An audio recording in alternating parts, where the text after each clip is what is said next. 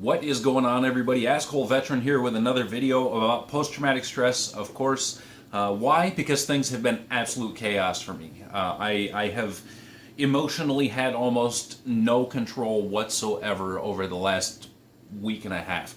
And I got into a discussion last night with somebody who was kind of experiencing the same thing, and a lot of things came into perspective. So I decided to take this video down and redo it so that now it's this video.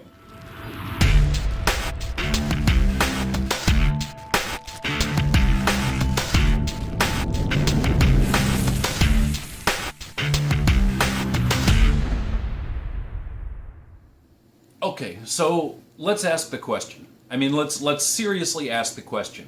Why is it with people who truly have severe post-traumatic stress, why is it they never reach out for help? Why do they have such a tough time reaching out and going, okay, well, I'm in bad shape, so before I get suicidal or start self-medicating or commit to something self-destructive, why can't I reach out and go, hey, help me, do something, let me feel like a human being again? And there's a whole list of reasons. And that list of reasons I have a lot of really personal experience with, even over the last week and a half, and some of that I'm going to share here. I have a list below the camera that I wrote that's actually a pretty extensive list, so if I look down, that's what I'm doing, is making sure I'm sticking with the list. First and foremost, organizations. There's a million organizations out there that say they want to help, that say they want to do good things, that may even do one or two things that show, hey, we're doing something positive. But the reality is it's all bluster. I was recently involved with one of these organizations in depth. I mean, extremely in depth. I was helping them build, helping them network, working on their social media stuff with them, trying to give them some of the guidelines from what I do as a minister and things like that. And the time came where I got upset and ended up, I was in crisis. And I flat out told them, I said, I don't know how much fight I have left. I can't keep doing this. I mean, it has to move to something positive. And their response was to more or less attack me and squeeze me out of the organization. And these are folks that are supposedly there to help. That's the whole purpose. They don't care about anything but helping. What it really boiled down to was they kept telling me that they didn't want me doing or saying something that would interfere with their sponsors. Now, as somebody with post-traumatic stress, as somebody who's been helping and going through it for a long time, that was a clear signal to me that the mission was far less important than the money. That's something I have seen a lot over the years. I've seen organizations that have told me that I have to share a table with rapists and pedophiles in order to stay part of their organization, at which point I obviously walked away because my morals won't let me do that. And it's just not a possibility. I've seen organizations that I've been part of that have taken in millions over the last few years, but just this last September were bragging because they spent $400,000 helping veterans. So that got me curious, and I started digging through, and sure, they have a huge presence. They're on the surface doing amazing things. And then you see things like they're spending more on travel than they are on veterans programs. So when it comes to these help organizations, the reality is I have yet to find one that actually does truly help. It really boils down to, yeah, they may help a few here and there, but when it comes to having to get dirty and get your hands on and really get the work done, then they'd rather let somebody else foot the bill and kind of collect the money for it. And it's horrible.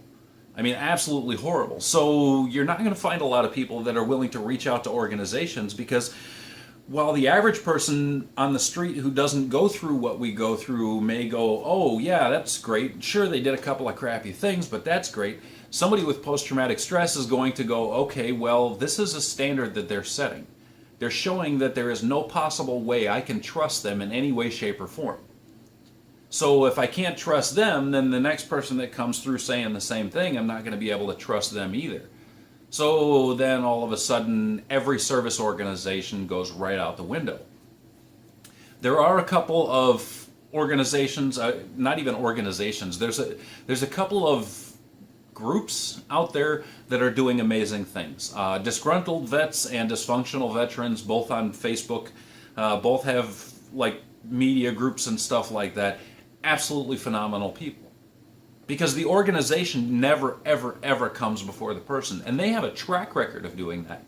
And they struggle, and they have problems with their funding for like the dysfunctional veteran farm, which is a rehab facility, and things like that. And they actually work without paychecks, without, turning anyone away or treating anyone like garbage. They actually work to try and help the individual. But they're not full-fledged organizations like you're going to find if you jump online and go veterans organization or veterans help or anything like that.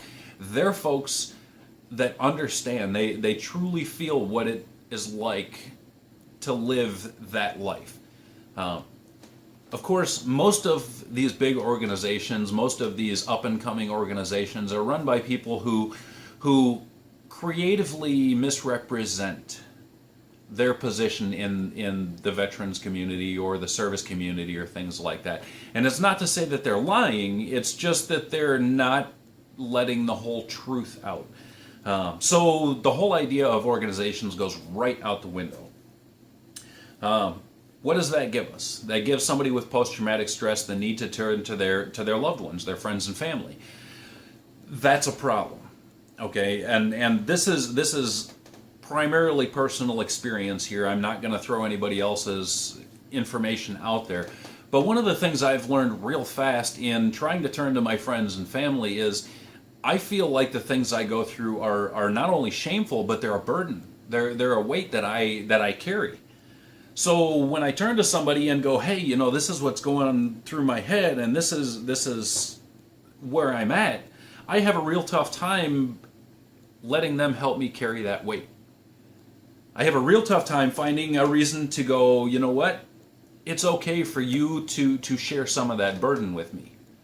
But there's an interesting thing that most friends and family do that they don't realize they do, and it's not their fault. It's because of the misconceptions surrounding post-traumatic stress, and that's most people, including therapists, but most people, as far as friends and family go, well, what happened that you've got post-traumatic stress? What did you go through? What did you experience that caused post-traumatic stress to happen? And that's a really bad thing. Okay, that actually leads into treatment, which we'll get into in a minute. But what it really boils down to is you're basically asking somebody to relive the most traumatic experience of their life over and over and over again, instead of going, you're hurting? Okay, well, it doesn't matter why you're hurting. The only thing that matters is that we find a way to make you not hurt anymore. And that's the big catch-22 when it comes to dealing with friends and family. It's something that even if you don't realize it, it doesn't take long for it to come about. That also kind of leads into things like what happens if the marriage falls apart or the relationship goes sideways? What happens if there are kids involved? All of a sudden, having post-traumatic stress makes you a monster. It doesn't matter that it's an anxiety disorder, that it is nothing more than extreme stress. It doesn't matter that there's no history of violence, in spite of the fact that there's millions and millions of people across the country and around the world that have post-traumatic stress. You don't perpetually hear about how all these folks are running out, committing crimes and things like that. None of that makes a difference. It suddenly becomes this. You're just gonna shave your partner. Take it easy. Take this, Mitch.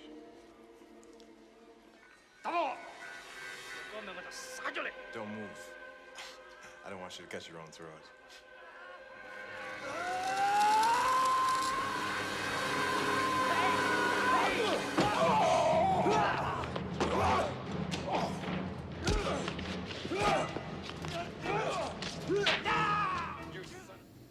And most who suffer from post-traumatic stress don't openly want to admit it, but the truth is That's a piece of what goes through our minds is if I let somebody in, they're going to find a way to use it against me.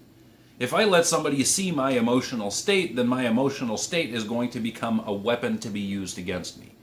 So it's important if you're a friend or a family member and you actually know somebody who goes through post-traumatic stress, sure, if they want to rant, let them rant. It's part of just getting it out and things like that. But the truth is we just want to feel like we're normal human beings for a little while. We come to you because you are the people who can go, you know what? You're fine whoever you are. And that's a big chunk of one of the things that a lot of organizations and treatments are missing, is they don't understand that emotional concept that goes into it. They just go, okay, well, it's whatever it is, and we're going to do something to try and distract you from it. And that's a bad thing to do. Like people who go to the gym. I had this discussion last night. People who go to the gym, they're, okay, well, I want physical activity so that I can wear myself out, so that I don't have the energy to be angry.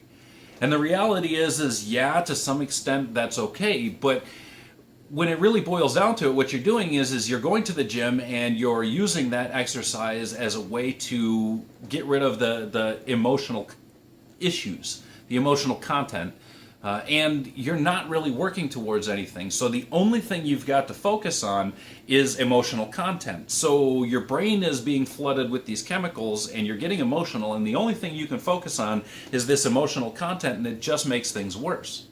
That's why things like martial arts therapy and even going to the gym, if you set specific goals for yourself, it changes the dynamic. It turns into you working towards something positive. It turns into you having a result. At night when I go to bed before I work out, what was it, maybe 3 months ago, I was wearing jeans that were 2 sizes too big. I was in horrible shape, and my end goal was to end up with a 6-pack. Now, I'm not quite there yet, but the reality is I can see those results, and it helps. And so it's not just me sitting in there and going, okay, well, I'm going to release this adrenaline into my body, and it's going to be okay because I'm going to sit here and focus on my trauma. The trauma isn't important. The goals, the betterment are important. Life and death. Okay, life and death is a hard one. It's a hard one because we all live kind of in a constant state of not wanting to live like this anymore, but constantly wanting to find a reason to live. And it's a tough balance. And sometimes the balance on one side overreaches and the balance on the other side falls short. And that's where you get people who all of a sudden are too happy in spite of the things that they experience, and people who are starting to go downhill and sliding towards that suicidal kind of area. It's a difficult thing to figure out. But the reality is one of the things that I've held on to more than anything is a reason to live. Okay, does that mean that my thoughts and comfort with death are any less? No. I am very comfortable with the idea that I'm going to die. I don't want to.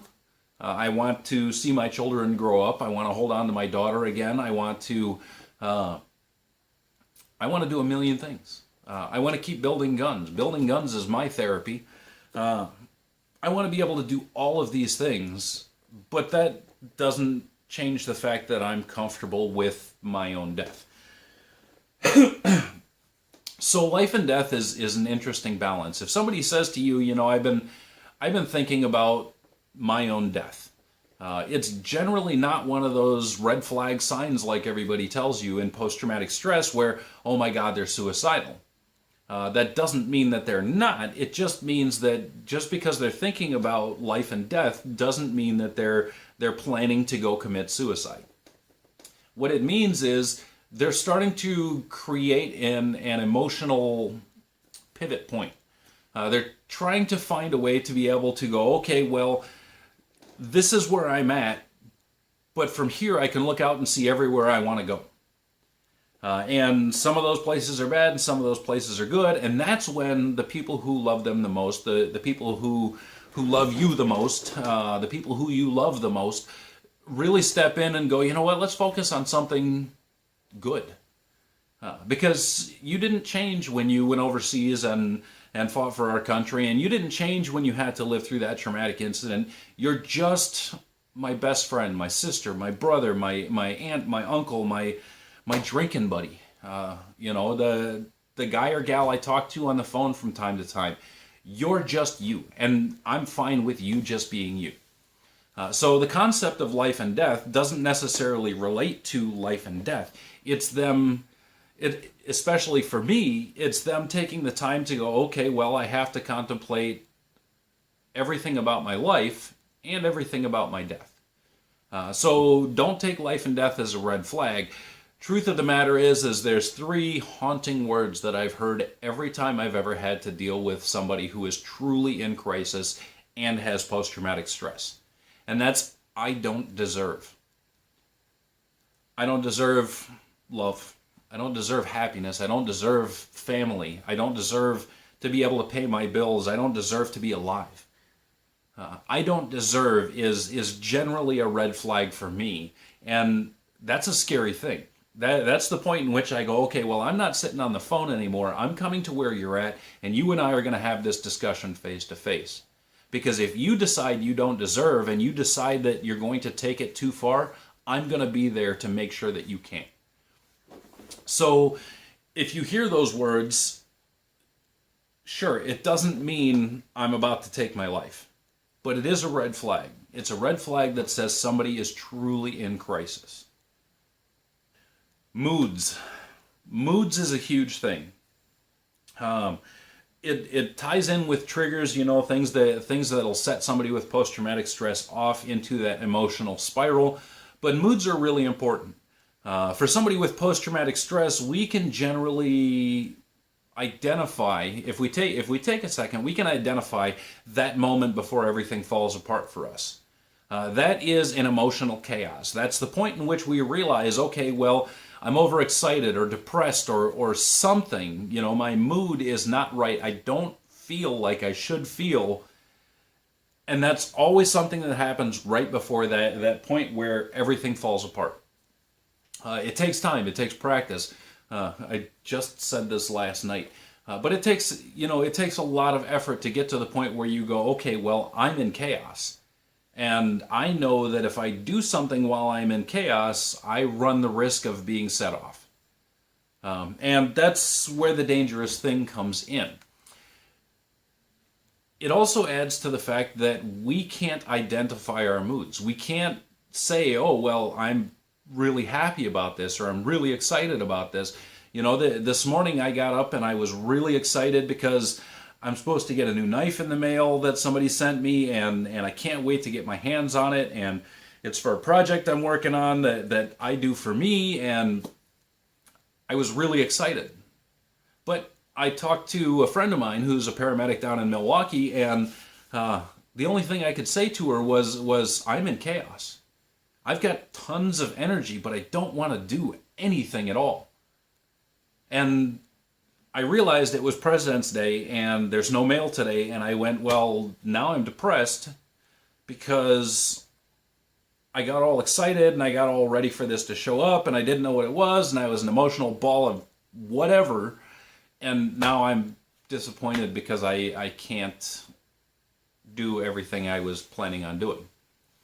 So moods, it may seem like there are none, and it may seem like it's always anger or fear or anything like that, but it's not always that. It's a lot of times it's the inability to identify what mood it is and control what extreme that mood goes to.